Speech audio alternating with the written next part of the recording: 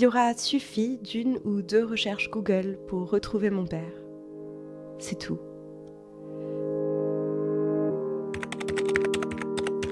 Je sais pas ce qui m'a poussé, ce jour-là, à taper son nom, Sami Relib. Il avait laissé quelques traces sur Internet, presque par inadvertance. Une page LinkedIn à moitié vide, les white pages, une liste de cadres sup sur le site d'une grosse boîte.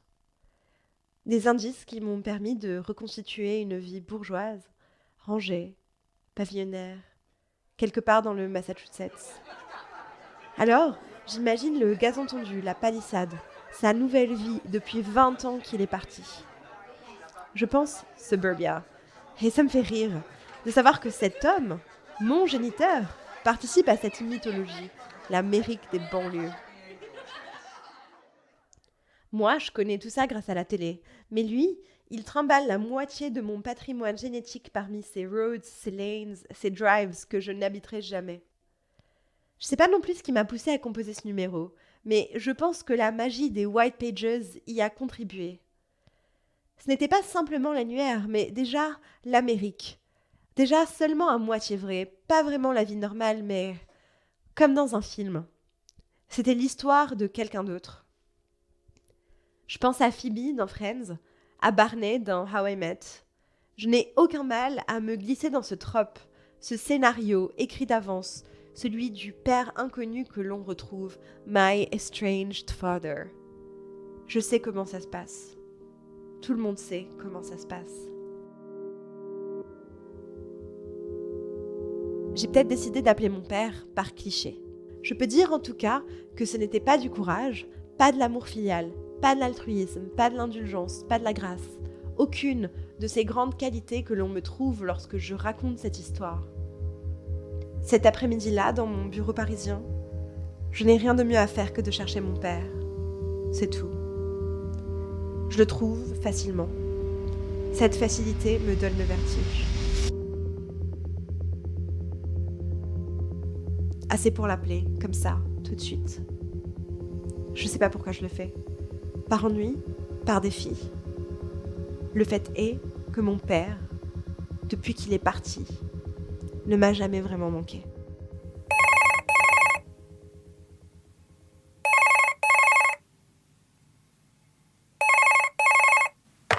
Pour lui parler, ce jour-là, je m'y suis prise à 2 fois.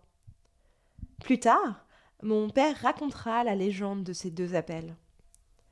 Il était rentré exceptionnellement tôt du bureau ce jour-là pour réparer le lavabo qui coûte.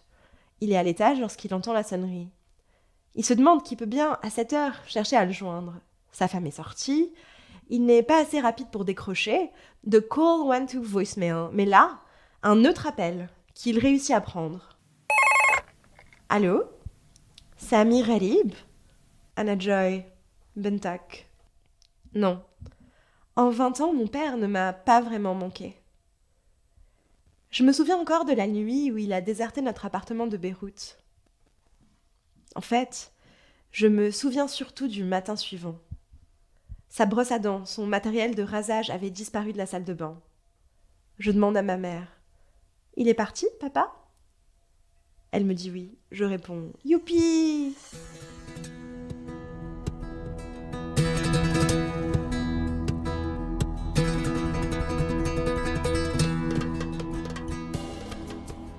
J'avais 6 ans. Mon père et moi ne nous parlions presque plus, même lorsqu'il habitait encore avec nous.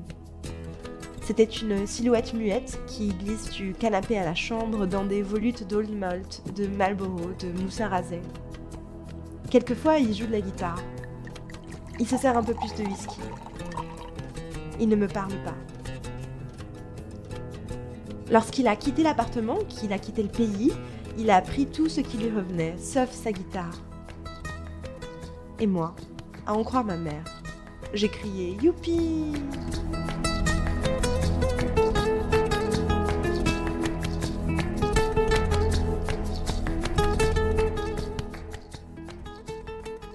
À 6 ans, est-ce que je devine déjà les plaisirs d'une vie sans père ? J'ai toujours haï les patriarches, même si le mien n'a rien de redoutable.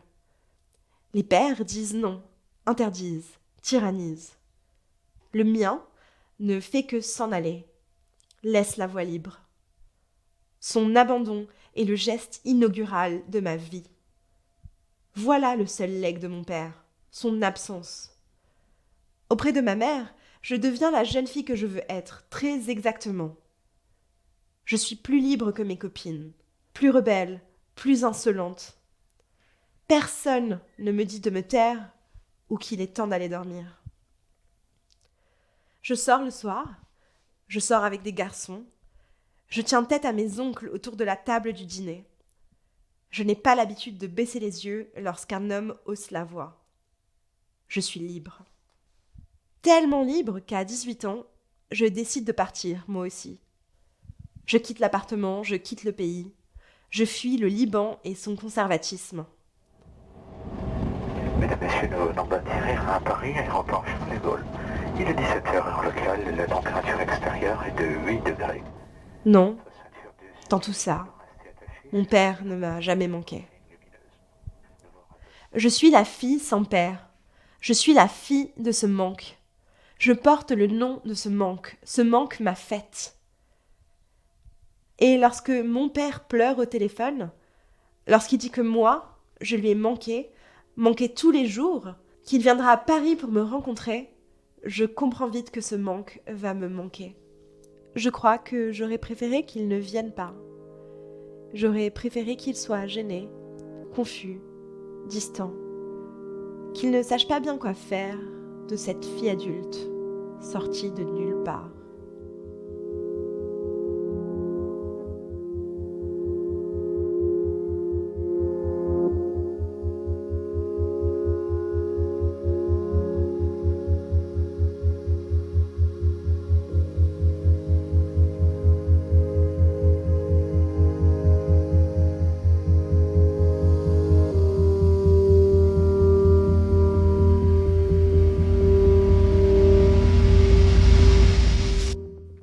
Pourtant, je n'en veux pas à mon père. Pas exactement. Je n'en veux pas à mon père malgré tous les arguments que je pourrais lui opposer. Unanimement, on juge ce crime odieux. Abandonner son enfant. Qui fait ça ? Et moi, qui m'émeut habituellement de toutes les injustices, je ne parviens à exciter en moi aucune indignation. Face à ce père démissionnaire, je ne porte en moi aucune haine, aucun reproche. Pourquoi est-ce que je n'en veux pas à mon père ? Je ne parviens même pas à lui pardonner. La seule chose que j'arrive à faire, c'est lui demander pardon. Comme si nous étions tous les deux complices de cette désertion, également coupables de la faillite de notre cellule familiale. Quelque temps après son départ, il avait tenté, à plusieurs reprises, de me contacter. J'avais pour habitude de raccrocher dès que j'entendais sa voix dans le combiné. Dans la voiture de ma mère, quand le téléphone pleure passait à l'autoradio sur Nostalgie, je respirais mal à l'idée d'avoir, moi aussi, causé tant de peine au monsieur de la dernière fois. J'ai maintenant l'impression que ce monsieur a passé les 20 dernières années près du téléphone à attendre mon appel, sans savoir s'il viendra. Mais ce n'est pas vrai. Il y a toute cette vie qu'il a construite loin de moi. Son nouveau mariage, sa maison dans la banlieue de Boston, sa carrière d'ingénieur, sa vie d'Américain, qui m'est tout à fait étrangère. Mon père m'apprend qu'il est désormais citoyen des États-Unis d'Amérique. De toute façon, à son prénom, Sami, il a toujours préféré le surnom Sam. Sami Gharib devient Sam Gharib. C'était prédestiné. Aux États-Unis, il dit avoir trouvé un bon travail et un peu de dignité. Je connais bien le genre de dévouement que ça demande, un parcours de naturalisation. Moi, au moment où je contacte mon père, je suis justement en train de rassembler les pièces nécessaires à l'acquisition de la citoyenneté française. Je sais qu'il me faut devenir française parce que je suis française. C'est un processus long, difficile, incertain. Un processus qui exige de la patience et de l'abnégation. C'est une entreprise de réinvention de soi. Ça, je crois que tous les immigrés vous le diront. Même ceux qui conservent un accent, des coutumes, une religion, des traditions. L'immigration, c'est un peu un travestissement de soi et un peu une conversion profonde, sincère. Mon père, par exemple, prend très au sérieux son nouveau rôle d'Américain. Entre nous, nous ne parlons que l'anglais. Je pense même que mes premiers mots au téléphone ont été « Hello, Sam Garib. This is your daughter, Joy. » Comme par instinct. C'est étrange parce qu'avant son départ, nous ne parlions jamais l'anglais. C'est une langue que j'ai apprise vers 7 ou 8 ans, bien après qu'il est parti. Mais au téléphone d'abord, ensuite face à lui, à Paris, je ne réussis à lui parler aucune autre langue. Pas le français, qui était sans doute la lingua franca de l'appartement à l'époque où il y vivait encore, la langue de mes premiers mots. Et surtout pas le libanais, que j'ai du mal à parler avec d'autres que ma mère. Un peu comme si je ne savais plus vraiment quel accent prendre, quelles intonations pour converser avec des étrangers comme mon père, en libanais. L'anglais seul instaure suffisamment de distance. Alors, mon père et moi passons un accord tacite. Ensemble, nous décidons de ne pas réveiller les souvenirs anciens. Nous ne prétendons pas vouloir reprendre des habitudes interrompues pendant 2 décennies. Nous tentons d'en créer de nouvelles dans une langue nouvelle. Ou du moins, nous mimons celles des autres. Par exemple, lorsque j'étais petite, je l'appelais papa, mais depuis nos retrouvailles, j'ai opté pour Dad. Lui m'appelle Honey, et ce surnom de père de famille télévisuel ne manque jamais de me mettre mal à l'aise. Honey qui ? Comme le jour de mon premier appel, j'ai, face à lui, l'impression de jouer dans une sitcom. Rien de ça ne semble gêner mon père.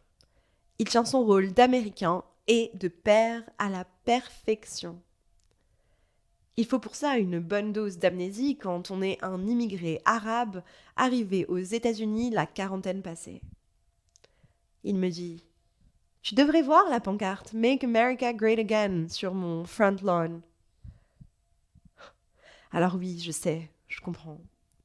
Il y a le zèle des nouveaux arrivants, la pression de devenir un immigré modèle, l'envie de rivaliser de chauvinisme avec les locaux pour montrer qu'on n'est pas comme les autres qui... Ce n'est pas comme si moi, je n'avais pas été tentée, à mon arrivée, de jouer ce rôle de bonne arabe, d'arabe modèle, de presque pas arabe. La tentation est vite passée. Alors comment accepter que mon propre père puisse penser ça ? Peut-être que je n'ai pas besoin d'accepter. Je dois seulement admettre que mon père et moi sommes différents, suffisamment différents. Cette parenté ne m'engage pas, ne m'oblige en rien. Mais lorsque je regarde mon père, la familiarité de son visage me rassure. Plus je le regarde, plus je comprends ce à quoi je ressemble, ce à quoi je suis censée ressembler. Mon visage obéit à un principe qui me dépasse. Nous sommes plusieurs à partager ses yeux, ce sourire, les traits du levant. Cette morphologie ancienne, je ne suis plus la seule à emporter le fardeau. Je suis soudain envieuse de ceux qui ont eu le loisir d'observer tous les matins sur le visage de leurs 2 parents de possibles déclinaisons du leur. Ceux qui peuvent reconstituer l'histoire de leur face. Et j'aimerais dire qu'il n'y a que ça entre mon père et moi, que la génétique, que tout ça est un nécessaire travail de reconnaissance. Mais il y a plus que ça qui nous lie.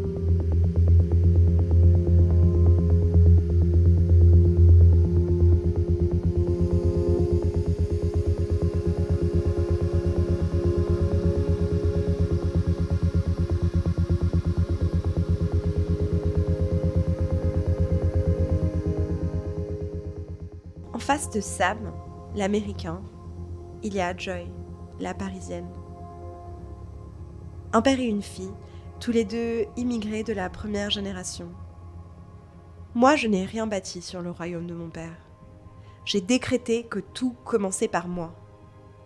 Lui aussi. Je suis une fille d'immigrés, immigrée ailleurs. Quel hasard formidable. Nous pourrions parler de ça, de l'exil, l'art de la dissimulation que nous maîtrisons tous deux. Un père et sa fille, l'un trumpiste, américain, l'autre française et féministe. Nous sommes deux transformistes. Nos vies sont des mascarades. Il n'y a qu'à m'écouter parler. Je ne saurais pas retrouver la manière exacte de parler que j'avais avant de venir ici. Non, parfois quand je parle à ma famille ou à de très anciens amis, ça ressort l'accent libanais.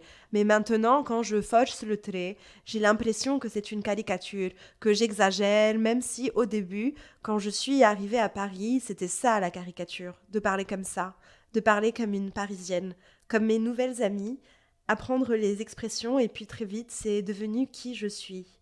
Je parle comme ça maintenant, mais au Liban, on a du mal à le croire et souvent on pense que je fais exprès de parler comme une Française alors que je ne suis pas française, mais je suis française.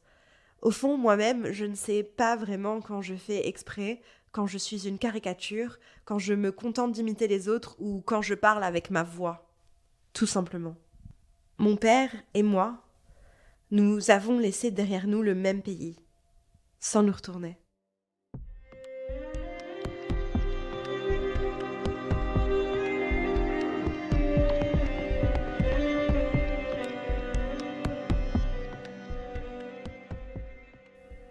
Évidemment, de tout ça, mon père et moi ne parlerons jamais. Ou en tout cas, pas suffisamment. Et pas de la bonne manière. Nous ne parlerons pas du penchant que nous avons pour la fuite, car j'ai peur d'en découvrir toutes les implications. J'ai peur de comprendre pourquoi je n'arrive pas à lui en vouloir pour sa désertion, alors que chacun la condamne. Pourquoi je m'en sens coupable, moi aussi, comme si j'y avais contribué. Comme si à 6 ans, j'avais poussé mon père hors de l'appartement. J'ai peur de comprendre combien l'exil m'est facile, qu'il est mon destin, que tout ceci est un fait génétique aussi incontestable que les traits de mon visage. Je pense à toutes les portes entr'ouvertes desquelles je me suis éloignée à reculons. Je pense à toutes les conversations laissées en suspens, à tous mes numéros de disparition, aux engagements brisés. Je pense aux histoires que je n'ai pas eu le courage de conclure, à tous les abandons de ma vie. Moi aussi, je me défile lorsque les choses sont difficiles. Bientôt, je laisserai les messages de mon père sans réponse. J'ai peut-être arrêté de répondre à mon père par distraction. Il m'a suffi d'ignorer les notifications et de ne surtout pas cliquer sur la conversation pour éviter que ne s'affiche le sigle lu.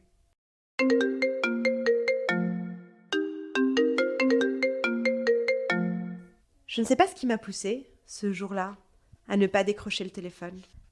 Les jours passaient et il devenait de plus en plus difficile de reprendre la conversation, de justifier ce silence. Je savais qu'il y aurait des reproches, qu'il me parlerait d'inquiétude, de manque et que je ne saurais pas quoi répondre. Vous êtes sur la boîte vocale du 06 13 1 01 12. Veuillez laisser votre message après le signal sonore. Je ne peux pas dire pourquoi j'ai cessé de répondre à mon père. Je peux dire en tout cas que ce n'était pas une vengeance, pas de la rancune, pas de la colère, pas pour me faire justice. Aucune des excuses qu'on s'empresse de me trouver lorsque je raconte cette histoire. Et si j'avais la fuite en héritage ?